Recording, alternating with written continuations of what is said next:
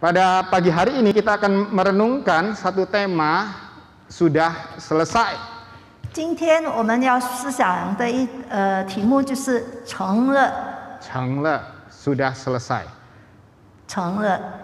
Yang didasari dari Yohanes pasalnya yang ke-19 ayatnya yang ke-28 sampai ayatnya yang ke-30. 是基于约翰福音的19章28到30节。 Saya akan membacakannya di dalam bahasa Indonesia dan kemudian Ibu Nirmala akan membacakannya di dalam bahasa Mandarin. 将要先用英语文来读一篇，然后用中文来读。 Demikianlah firman Tuhan. Sesudah itu kata Yesus, sesudah itu karena Yesus tahu bahwa segala sesuatu telah selesai, berkatalah ia, sudah genaplah yang tertulis di dalam kitab suci. Aku haus. Di situ ada satu bekas penuh anggur asam, maka mereka mencucukkan bunga karang yang telah dicelupkan di dalam anggur asam pada sebatang hisop, lalu menunjukkannya ke mulut Yesus. Sesudah Yesus meminum anggur asam itu, berkatalah ia, sudah selesai. Lalu ia menundukkan kepalanya dan menyerahkan nyawanya.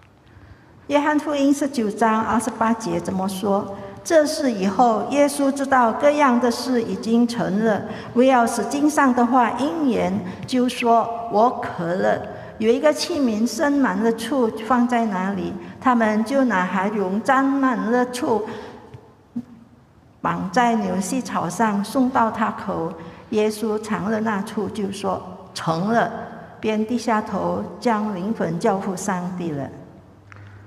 Minta maaf kalau PowerPoint-nya mungkin agak kecil di rumah atau Bapak Ibu menyaksikannya dari sini begitu ya.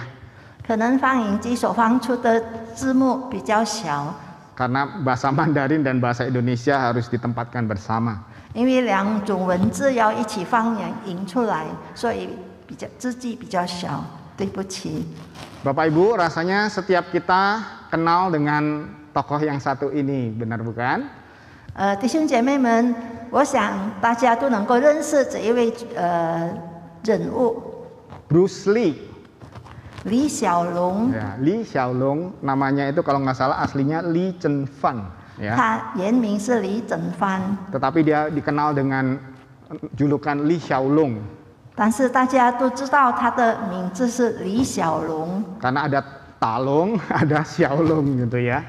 因为有大龙也有小龙。 Kita tahu bagaimana oleh karena Bruce Lee seni bela diri kungfu atau Wing Chun ya yang dia promosikan itu, yang dia gembar-gemborkan di mana-mana, menjadi terkenal di seluruh dunia.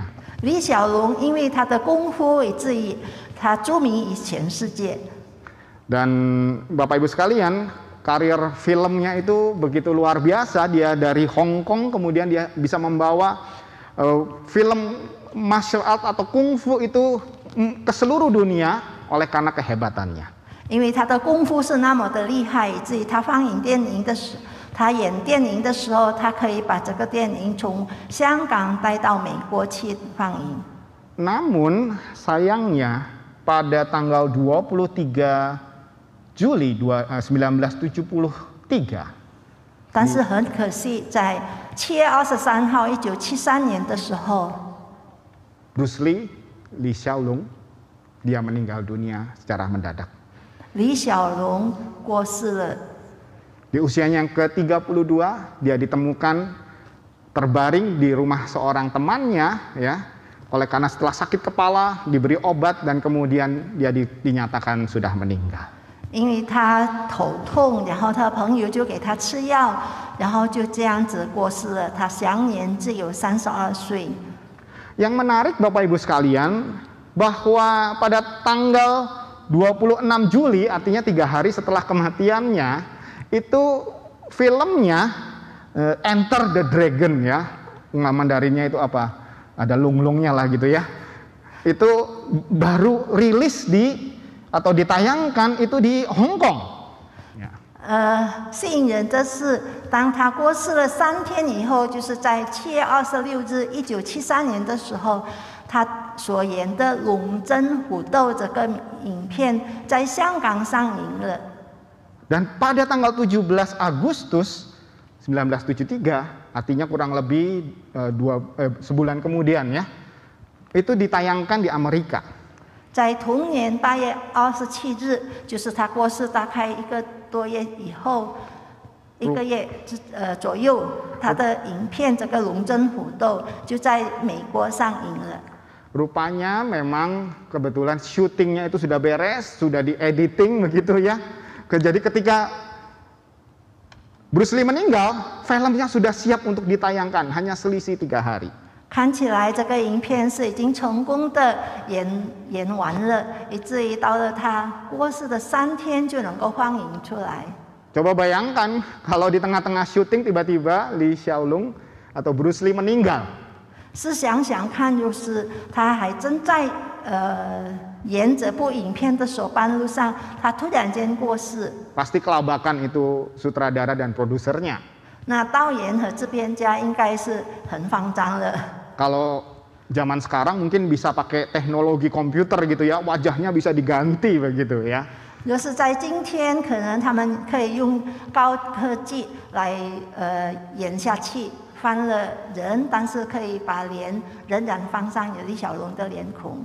Kalau zaman dulu ya, peran pengganti itu biasanya punggungnya yang ditunjukkan begitu ya. Jadi bagian punggungnya yang kelihatan, wajahnya nggak kelihatan.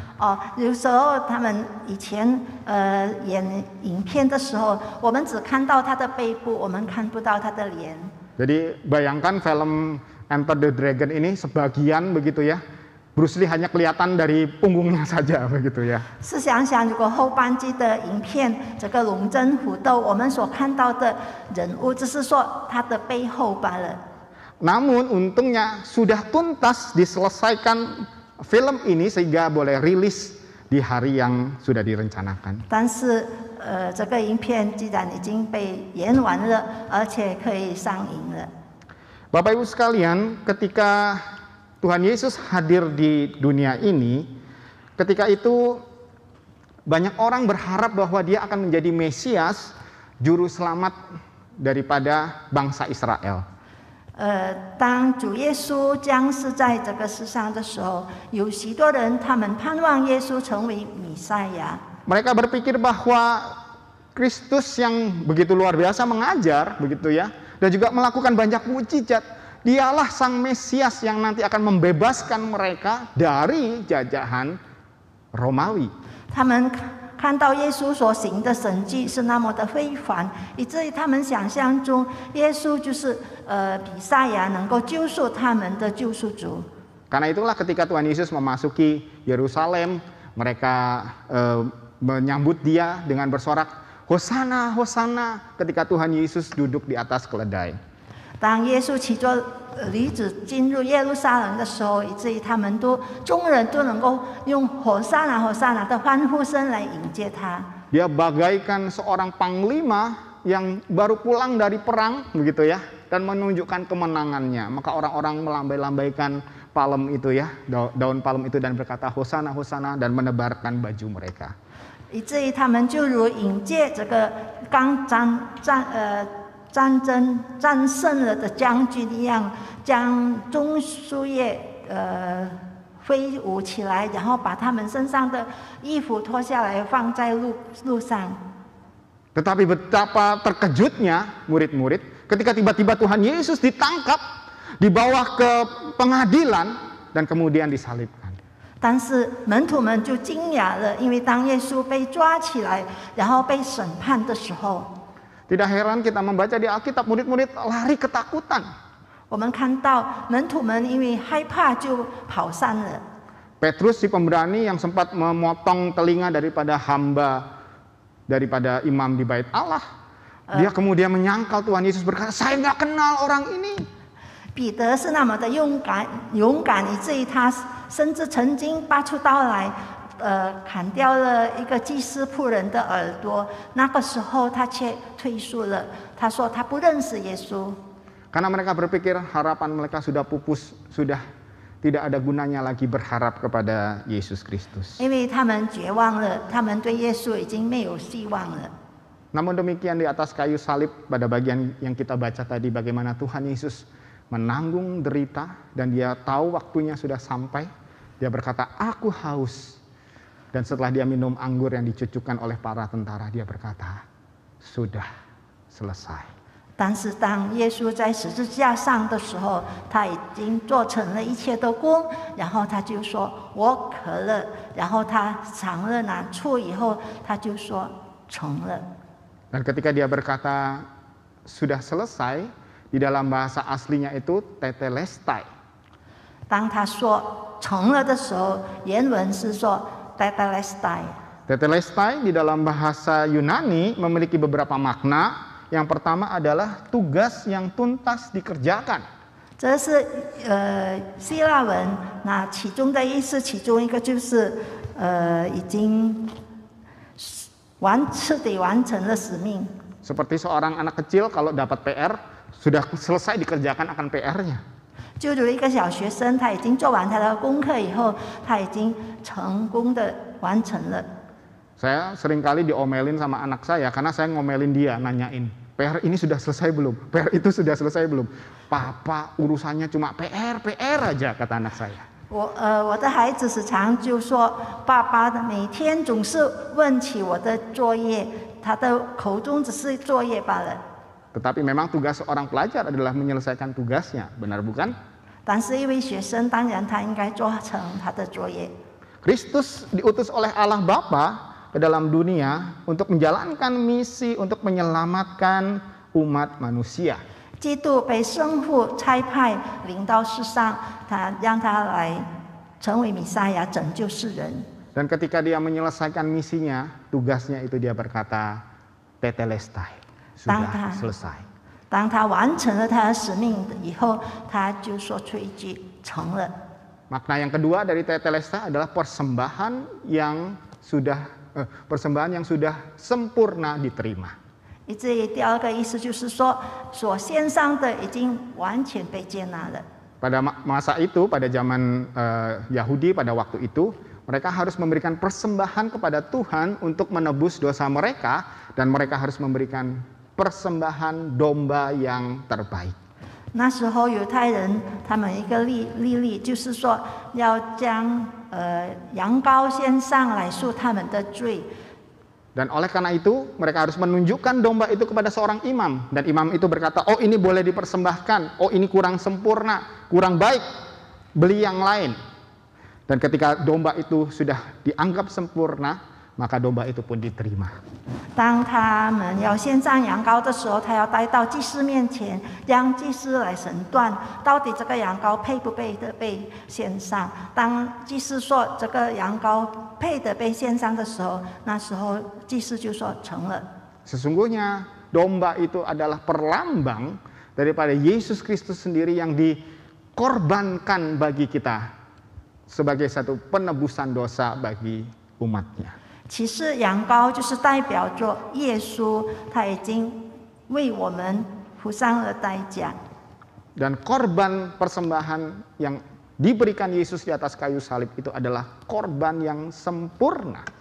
这个羊羔是祭物，它这个是完全的羊羔羊。 Dan oleh karena itulah tabir bait Allah itu terbelah ketika Yesus mati, menunjukkan pengorbanannya sudah tuntas, sudah sempurna, tidak perlu lagi ada korban domba-domba yang lain, karena dia adalah domba, anak domba Allah. 当耶稣已经付上最后一口气的时候，圣殿的幔子就破成两片了，那就表示说他的使命已经成就了。 Dan tetelestai itu juga berarti bahwa pembayaran yang sudah lunas atas sebuah hutang. tetelestai 就是成了，它也表示说，当支付的已完全付出了。 Jika ada seorang yang berhutang dan kemudian dia bekerja keras begitu ya, dia mengumpulkan uang dan dia mendapatkan uangnya, dia boleh datang kepada si pemberi utang, si piutang ya, untuk menerima itu dan dia berkata, tetelestai, hutang saya udah lunas. 当一个人他已经有了债务以后，他就要存钱，然后存够了以后，他就到债主的面前把这个钱付给他，然后这个债就付清了。那个时候债主他就说成了。Alkitab berkata, upah dosa ialah maut. 圣经告诉我们说，罪的代价就是死。 Artinya oleh karena dosa kita harus mengalami kematian yang kekal. 那表示说，因为我们的罪，所以我们要经历到死亡。 Inilah hutang dosa. 这就是死亡的债务。 Dan Kristus 死亡的罪的债务。 Dan Kristus sudah membayarnya dengan lunas di atas kayu salib. 基督已经在十字架上为我们付清了。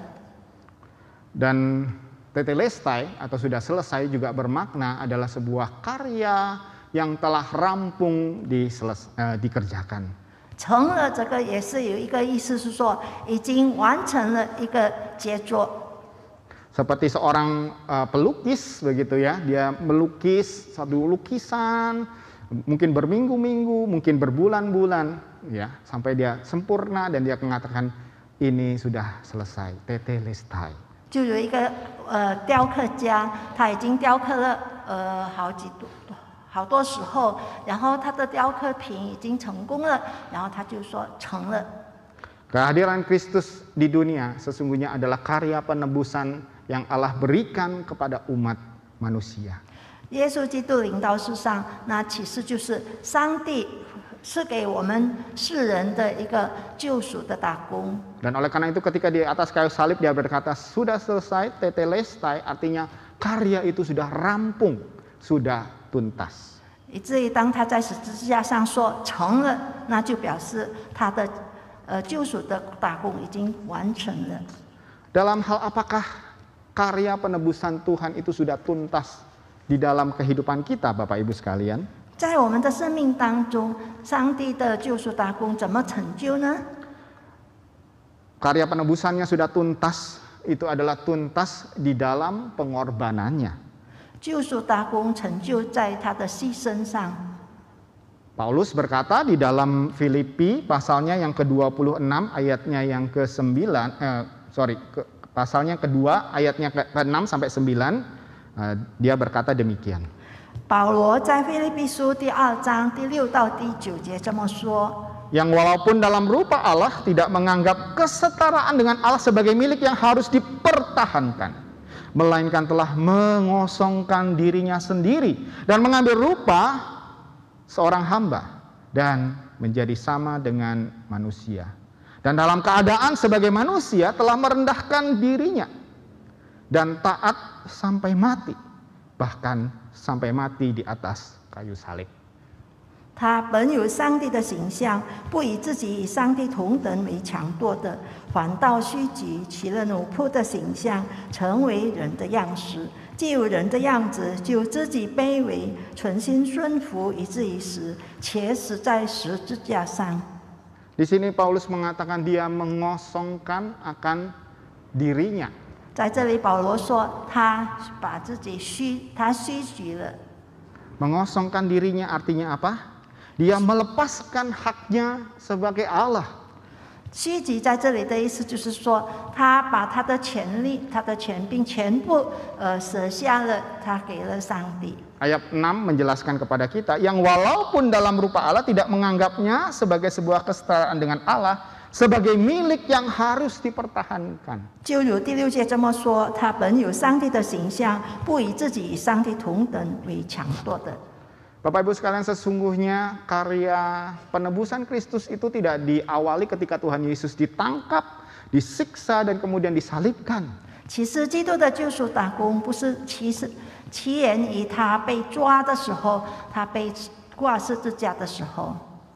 Pengorbanan Kristus, karya penebusannya itu sudah diawali sejak dia lahir ke dalam dunia.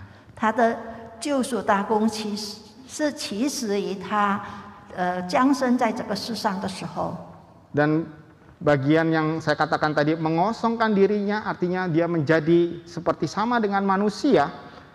Ini maknanya dia meninggalkan tahtanya yang ada di surga. 当他虚举的时候，那就表示他就像我们人一样，他离弃了他的天堂的位置。Bapak Ibu sekalian, bukankah ini pengorbanan yang teragung yang pernah Tuhan berikan kepada kita? 这不是上帝所赐给我们最大的礼物吗？ Dia adalah Allah yang bertahta di surga. Jadi manusia, bayangkan. 试想想看，他是天堂上的上帝，但是这个时候，他却成为人的样式。 Dia ada di tahta di surga. Dia meninggalkannya, datang ke dalam dunia. 他舍弃了天堂的宝座，然后他来到了世上。 Bukankah itu perlu sebuah pengorbanan? 这真是需要一个牺牲。 Bapak Ibu sekalian, ini adalah Raja Edward ke-8. 在这里有一个爱德华八世。 Raja Edward ke-8 dia menjadi raja Inggris menggantikan ayahnya King George ke-5 yang wafat. 这个爱德华八世他是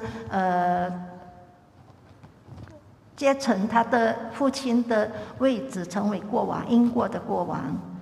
Yang menarik Bapak Ibu sekalian bahwa King Edward ini memerintah Inggris tidak lebih dari setahun. 这个爱德华八世的父亲 King 爱德华，他只掌权在英国1年罢了， 不到1年。 Iya. Jadi tanggal 20 Januari 1936 sampai 11 Desember 1936. 他刚从正月份1936年的正月份做王，直到1936年的11月。 Ya, nggak sampai setahun kan ya? 不到1年是吧？ Kenapa demikian? 为什么这样呢？ Dia jatuh cinta kepada perempuan ini nih. 哦，他爱上了这位女士， Namanya Wallis Simpson. 她的名字就是华丽斯辛普森。 Dia berasal dari Amerika Serikat. 这位女士是从美国来的。 Ketika mereka bertemu masih punya suami. 当他们相会的时候，这位女士已经有了丈夫。 Namun kemudian Wallis Simpson bercerai dengan suaminya dan Raja Edward ke-8 ini berniat menikahinya. 这位法利斯女士她和丈夫离异了，然后这个爱德华八世他计划来娶这个女士作为妻。 Tetapi aturan daripada kerajaan Inggris, seorang raja tidak boleh menikah dengan orang yang sudah bercerai. 但是在英国有这么一个制度说，因为国王他不能够娶一个寡妇。 Dan oleh karena cintanya kepada perempuan ini, dia berkata, saya mau turun tahta. 因为他对这个法利斯这么爱，以至于他说他宁愿舍弃他的王位。 Sudah nggak apa-apa, mahkota saya serahkan kepada adik saya, George ke-6, ayah daripada Queen Elizabeth sekarang. 以至于他愿意把他的皇冠给他的弟弟，就是现今的皇后的英国皇后的爸爸。 Ini bak cerita Romeo and Juliet begitu ya, berkorban demi cinta. Waduh. 这就是我们所熟悉的罗密欧与朱丽叶的这个故事。 Jabatan raja nggak apa-apa lah, kasihin aja ke orang lain. 他的王位，他想说，管他啦，给别人好了。 Tapi Bapak Ibu sekalian, sesudah King Edward kemudian menjadi Prince Edward ya, karena nggak boleh lagi jadi raja. Setelah dia turun tahta, apakah dia hidup di dalam kemiskinan? 这位爱德华八世他已经舍弃了他的王位，他是否就很贫穷的生活吗？ Apakah dia hidup dalam kesederhanaan? 他是很简朴的生活吗？ Enggak juga ya, hidupnya juga masih mewah sampai dia akhirnya meninggal. Hanya saja dia tidak menjadi raja. 并不是如此，他仍然很奢华的生活着，直到他死为止，只是他没有成为一个国王罢了。 Hal ini bukan yang Tuhan kita lakukan. 这个事情不是我们的王所说的。 Pengagung begitu besar dan agungnya pengorbanannya, dia rela meninggalkan tahtanya di surga. Dan Alkitab mengatakan apa? Dia mengambil rupa seorang hamba. 他的大爱竟然使他舍弃了天堂的王位，甚至他取了人的样式。Kalau kita baca bahasa Indonesia, hamba mah bisa ART ya, asisten rumah tangga, benar bukan? 就是我们在印尼来说，仆人就是好像我们家中的佣人一样。 Tetapi dalam bahasa aslinya hamba itu adalah doulos. 但是原文，仆人就是 doulos， 那就是努力的意思， Seorang budak. 是一位奴隶。 Oleh karena itulah, ketika Tuhan Yesus bertemu dengan murid-muridnya di perjamuan yang terakhir, apa yang Tuhan Yesus lakukan? Dia melepas jubahnya, dia mengikat pinggangnya dengan kain dan dia membasuh kaki murid-muridnya. 因此，当主耶稣在最后的晚餐的时候，他和他门徒们在一起的时候，他脱下他的袍子，然后他蹲下来洗门徒们的脚。 Karena itu adalah tindakan atau tugas daripada seorang budak, membasuh kaki orang. 因为这个任务就是一个努力的任务，就是洗主人的脚。 Dan itulah sebabnya ketika Yudas menjual Tuhan Yesus, berapa harganya Bapak Ibu sekalian? 因此，当犹大卖耶稣的时候，是用什么价钱？多少呢？ Berapa harganya? 多少？ 30 keping perak. 30块银子。 Kenapa kok nggak 50 keping perak? 为什么不是50块呢？ Kenapa nggak 30 keping emas? 为什么不是30块的金子呢？ Ini calon raja Yahudi loh. 这是因为犹太人的王， Ngajarnya hebat loh. 他是那么非凡的教导人， Bisa bikin mujizat. 还能行了神迹， Kasih harga yang benar dong. 他的价值一定要更好。 Tapi bagi para imam, Tuhan Yesus tidak lebih daripada seorang budak. 但是祭司们认为，耶稣基督并不比普通的奴隶有更高的价值观， Karena 30 keping perak adalah harga seorang budak. 因为30块银子就是买一个奴隶的价值。 Dan Bapak Ibu sekalian, bukankah budak itu adalah level manusia yang terendah? 你们知道，奴隶是我们人最下等的一个。 Karena itulah di sini dikatakan ia merendahkan dirinya di ayat yang ke-7. 以致在第7节， Maaf, ayat ke-8. 在第8节的时候，他自己卑微。 Tidak ada yang lebih rendah daripada seorang budak yang dianggap hanya sebuah properti, barang milik seorang tuannya. 没有比一个努力的价值是超出他们每个人所拥有的财富。 Dan budak juga tanda harus taat, harus nurut kepada tuannya karena dia properti. 努力，它也是一个当作是一个物品，以至于他要完全的顺服。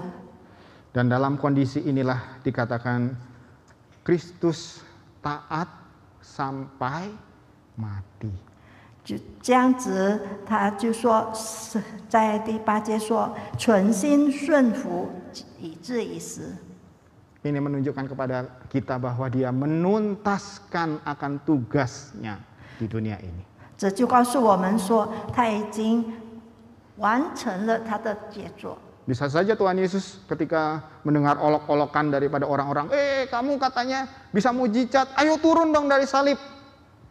主耶稣听到那些人耻笑他说，你就自己下来吧，从十字架上下来的时候， Bisa nggak Tuhan Yesus turun, Bapak Ibu? 耶稣能够不能够自己下来呢？ Kalau mau bisa nggak? 如果他要的时候，能够吗？ Bisa, orang dia Allah, benar bukan? 能够，因为他是上帝。 Tapi kalau Tuhan Yesus turun dari salib, kita nggak akan ada di tempat ini, benar bukan? 但是如果耶稣从十字架上下来以后，我们就没有在这里了。 Tapi dia menanggung seluruh ejekan, hinaan itu, dia menanggung seluruh derita itu sampai dia berkata, sudah selesai. 但是他背负了这许多的耻笑，他后来就说成了。 Menunjukkan bahwa tugasnya sudah selesai. Dia menuntaskan akan tugasnya. 这就表示他已经完成了他的使命。 Lebih lanjut Paulus mengatakan, bahkan mati sampai di kayu salib, ya. 保罗还说，他甚至死在十字架上。 Apa-apaan sih Paulus sudah ngomong mati kok, lagi mati di atas kayu salib begitu ya, 2 kali diulangin. 为什么保罗说他死了，然后还要接下去说他死在十字架上呢？ Ini memiliki makna yang dalam Bapak Ibu sekalian. 这有一个很深的意义在内。 Karena mati di atas kayu salib itu sesungguhnya sebuah lambang kehinaan. 因为死在十字架上，那是一个耻辱。 Warga negara Romawi tidak akan dihukum dengan disalibkan. 罗马人不可能被惩罚挂在十字架上， Hanya para budak dan pemberontak yang disalibkan. 只有奴隶和叛乱者，他们的惩罚才是挂在十字架上。 Seharusnya kita yang terpaku di atas kayu salib itu karena kita adalah budak dosa. 原来应该是我们被挂在十字架上，因为我们是罪的奴仆。 Harusnya kita yang menanggung derita itu karena kita adalah para pemberontak di hadapan Allah. 我们应该背负这个苦难，因为我们已经叛离了上帝。 Dia Allah yang tidak berdosa, dijadikan berdosa oleh karena pelanggaran-pelanggaran kita. 他是无罪的上帝，被成为罪，因为我们的罪。 Dan itulah yang Kristus lakukan di atas kayu salib. 这就是基督在十字架上为我们所做的。 Alkitab mengatakan tidak ada kasih yang lebih besar daripada kasih seseorang yang memberikan nyawanya kepada sahabat-sahabatnya. 圣经说，没有一个爱是比一个人愿意为朋友死的爱更大。 Saya minta maaf ini bahasa Indonesianya nggak keluar gitu ya. 这个放映机那边没有我所说的。 Sesungguhnya Bapak Ibu sekalian, pengorbanan yang terbesar daripada Tuhan Yesus adalah ketika Dia menyerahkan nyawanya bagi kita. 其实，主耶稣最大的牺牲就是当他死了他的生命为我们。 Bagian ini menunjukkan kepada kita bahwa dikatakan Dia memberikan nyawanya dan kemudian dikatakan Ia menundukkan kepalanya dan menyerahkan nyawanya. 在这里说，他低下头来，然后他把命交托给上帝。 Sesungguhnya Dia yang berkuasa atas hidupnya. Dan oleh karena kasihnya kepada kita, pengorbanannya kepada kita, Dia melepaskannya dan memberikan hidupnya bagi kita, nyawanya untuk kita. 其实他有权柄掌管他的生死，但是他情愿将这个权柄放下，交给他的上帝。 Dan inilah pengorbanan yang terbesar yang Tuhan berikan kepada kita. 这就是上帝最大的牺牲，他已经赐给我们了。 Bapak Ibu sekalian, pertanyaannya adalah seberapa besar kita berkorban bagi Tuhan?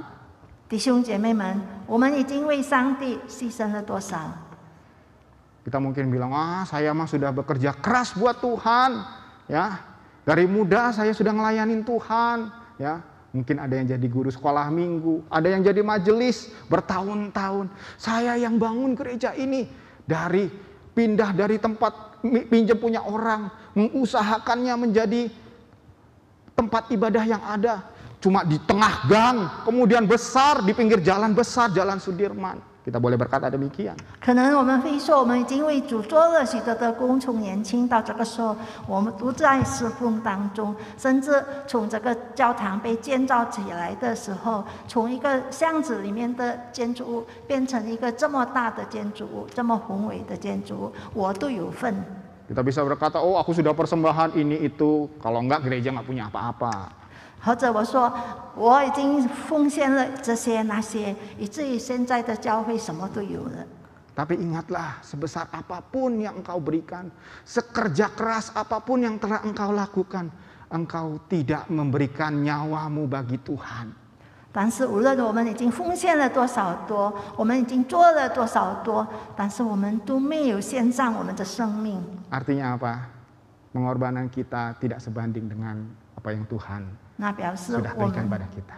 我们所牺牲的不会比我们的基督更大。 Karena itu Bapak Ibu sekalian, ketika kita bisa memberikan persembahan kepada Tuhan, bersyukurlah karena itu adalah hak istimewa yang Tuhan berikan kepada kita.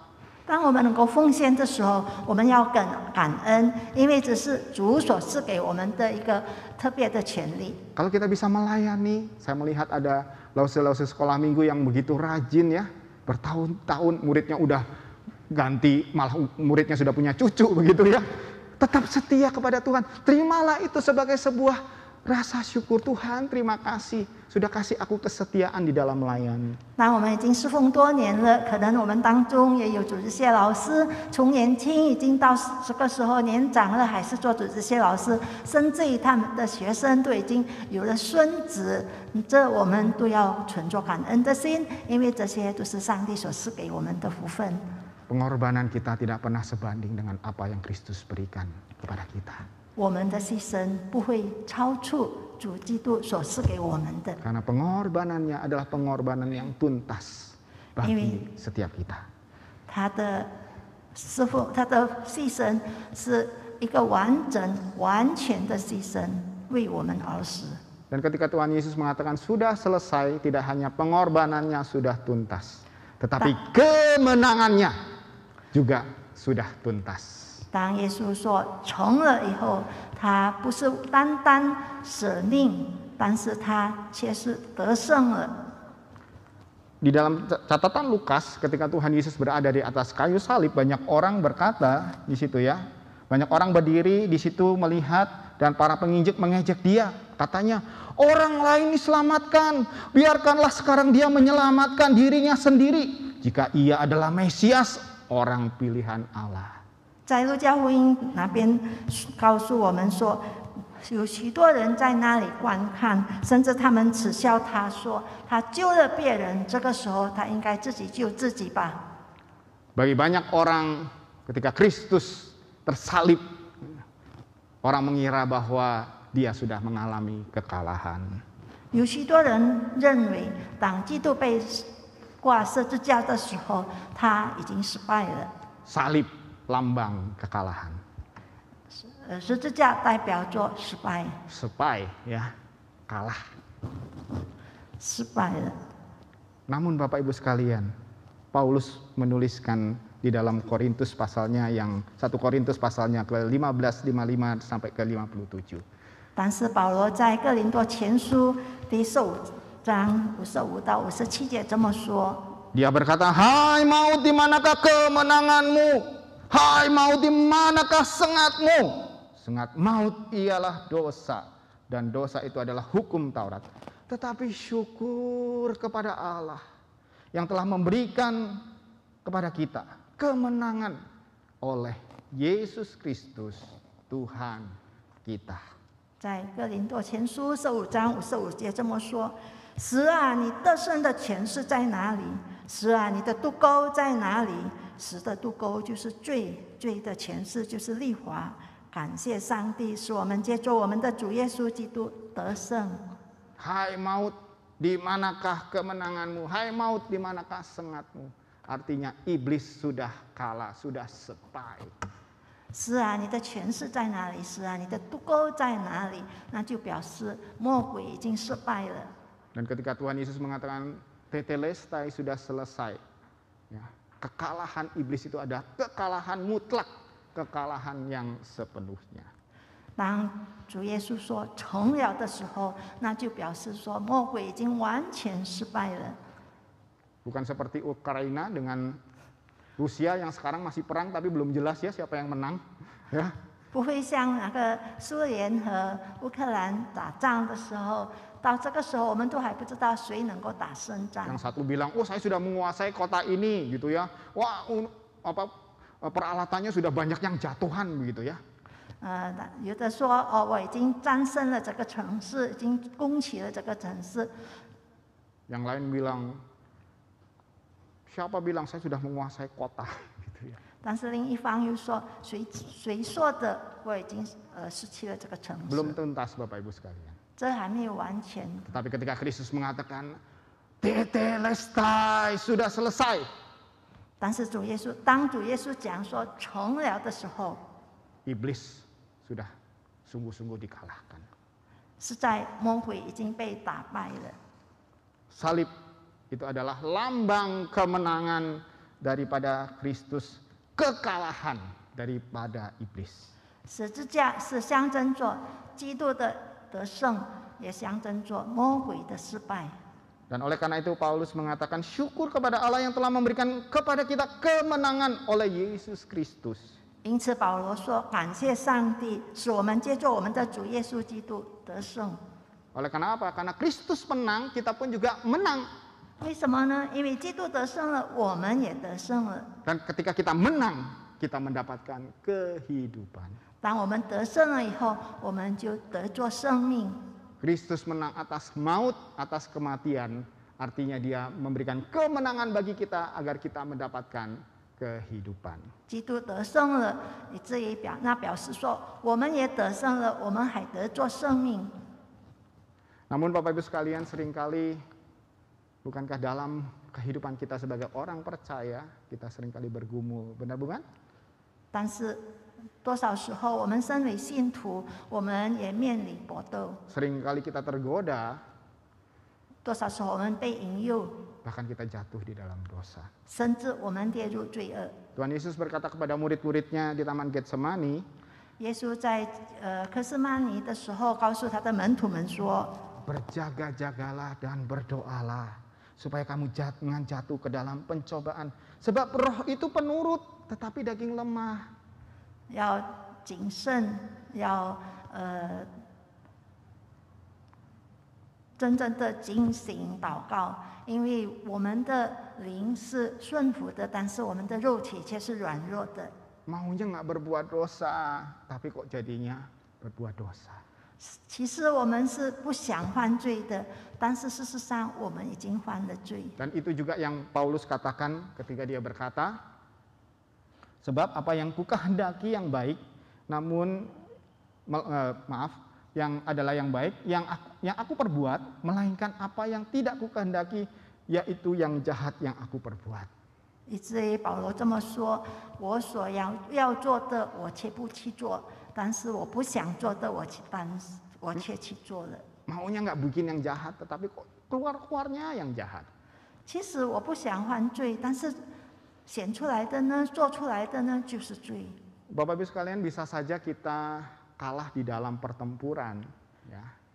弟兄姐妹们，可能我们可以在一个战斗中，失败。 Ketika kita lemah, ketika kita jauh daripada Tuhan, kita lupa berpegangan pada Tuhan, kita bisa jatuh di dalam dosa. 当我们远离上帝的时候，我们就软弱了，以至于我们会犯上罪恶。 Namun ingatlah, kita sudah menang di dalam peperangan.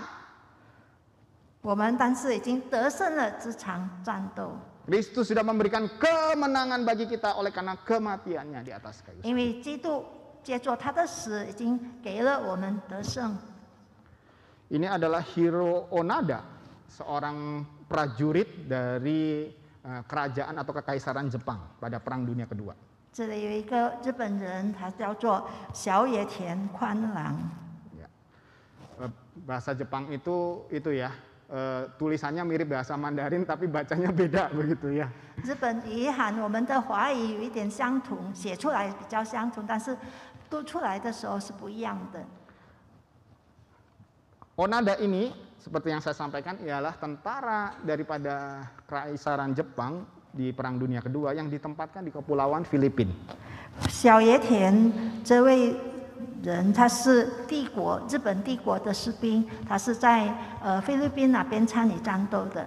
Ketika Jepang kalah ya dari peperangan dan menyerah pada Agustus 1945, Onada tidak percaya bahwa peperangan sudah selesai. 在第二次世界大战的时候，日本已经投降了，但是这位大野田他接受不了这个事实。 29 tahun dia tinggal di Kepulauan Filipina di hutan begitu ya. Sesekali ketemu orang dia perang dengan orang itu karena menurut dia ini belum selesai. Dia bertempur dengan orang-orang itu karena menurut dia peperangan belum selesai. 他29年之久，住在丛林当中，以至于当他面对人的时候，他总是想要和他争斗，因为他认为战争还没有结束。 Sampai satu waktu mantan panglimanya, mantan pemimpinnya datang ke kepulauan di Filipina itu dan membawa surat dari Kaisar Jepang membebaskan tugas dia sebagai tentara Jepang. 以至于他的前任的将军亲自带着一份从他的天皇那边的一封信，表示说战争已经结束了，他来见这个小野田。Dan dia menyerahkan samurainya, ya, katananya, pedangnya kepada Presiden Filipina Fidel Marcos pada waktu itu sebagai tanda dia menyerah. 告诉他说战争结束了，他可以成为一个他不是帝国的士兵了，以至于他就把他的剑给了那个菲律宾的总统。Dan kisah hidup daripada Onada ini telah dibuat dalam sekian film dan ini dua yang Bapak Ibu mungkin bisa saksikan. 这个小野田的平生就被演成一部电影。Bapak Ibu sekalian, Onada itu sudah kalah di dalam peperangan karena Jepang sudah kalah, benar bukan? 小野田已经战败了，在日本人投降的时候被宣布战败。 Tapi dia tidak menyerah di dalam pertempuran. 但是他在这个战斗中，他没有投降。 Dengan peralatan yang terbatas dia masih bertempur dengan orang-orang karena menurut dia peperangan belum selesai padahal perang sudah selesai. 他就用有限的器皿来继续征战，因为他认为战争还没结束。 Ini kebalikannya dengan kita, Bapak Ibu sekalian. 这和我们的所作所为是相反的。 Kita sudah menang, tetapi kita berlagak seperti orang kalah. 我们已经战胜了，但是我们看起来好像是战败了。 Tuhan kita sudah menang, tetapi tindakan kita adalah tindakan pecundang atau orang yang sudah kalah. 我们的上帝已经得胜了，但是我们却像一个失败的人一样。 Sesungguhnya Tuhan berkata, jika engkau berbuat dosa, ya, mengakulah, ya. Dan aku adalah setia dan adil dan aku akan mengampuni engkau. 事实上，上帝说，就是你们若认自己的罪，上帝是信实的。 Jika kita mengaku dosa kita, ada pengampunan daripada Tuhan. 就是我们愿意认我们的罪，上帝就会赦免。 Dan di dalam Roma juga Rasul Paulus berkata bahwa kita semua ini adalah pemenang. 然后在罗马书告诉我们说，我们在这一切事上已经得胜有余了。 Sudahkah Bapak Ibu sekalian kita hidup di dalam kemenangan kita? 弟兄姐妹们，我们是否已经活在得胜的日子当中呢？ Iblis bisa menggoda kita. 魔鬼不能再引诱我们， Iblis bisa mengganggu kita. 魔鬼可能会引诱我们， Tetapi dia sudah dikalahkan. 但是他已经战败了。 Harusnya kita bisa menang di dalam kehidupan ini. 我们应该在这个生命当中可以过得胜的生活。 Marilah kita hidup sebagai pemenang, bukan seorang pecundang. 让我们活作成为一个得胜者，不是一个失败者。 Kristus yang mati di atas kayu salib menunjukkan ketuntasannya di dalam pengorbanannya. 基督死在十字架上的基督，他已经完成了他的使命。 Dia juga menunjukkan ketuntasannya di dalam kemenangannya. 他也是已经表明了他完全的得胜， Sudah selesai, tuntas dan tuntas. 已经结束了，一切都结束了。 Kalau dia sudah melakukan segala sesuatu dengan tuntas, bukankah seharusnya kita pun hidup seluruhnya secara tuntas kita serahkan kepada Tuhan? 若是他已经做成了一切，完全了，那我们为什么不能够在生命当中也能够完全的交托给他呢？ Karena itulah Paulus mengatakan, namun aku hidup bukannya aku lagi yang sendiri hidup, melainkan Kristus yang hidup di dalam aku. 以至于保罗说：“我现在活着不再是我，但是是基督在我里面活着。” Marilah kita berserah sepenuhnya kepada Tuhan, total surrender. 让我们完全顺服在主的里面。 Karena di atas kayu salib itu, Tuhan sudah secara tuntas melakukan tugas dan bagiannya. 因为在十字架上，上帝已经为我们完全的成就了他的救赎。